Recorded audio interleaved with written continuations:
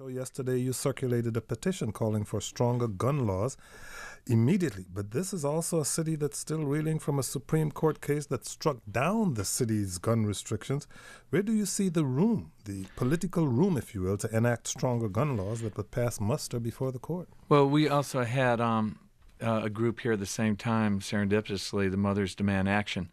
And they were here from Sandy Hook and the other places of moms across America together, saying that there needs to be a national gun registry, that there needs to be universal background checks. And so I do believe there needs to be universal background checks. But I have to say that, I think that email that went out for my campaign was a little bit hasty.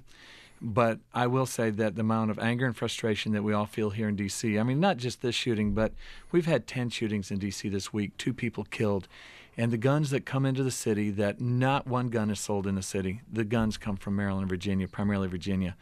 And they are used to kill our residents. And this is just another example. And it's infuriating, upsetting. And if there's something we can do about it, we need to do it. Well, you can invade Virginia maybe. Right. But seriously speaking, Virginia has shown no inclination. I think back ages ago when Governor Wilder was the governor, there was a one gun. You could buy one gun a month. And I think that was done away with by Virginia.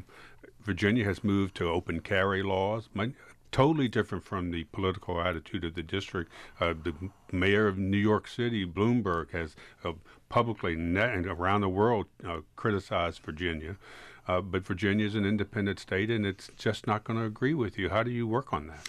It is the number one health crisis of our city, or certainly in our country, around mass shootings and people, with guns being able to be used in holdups and such. We've got certainly a higher rate of violence in almost any developed country in the world.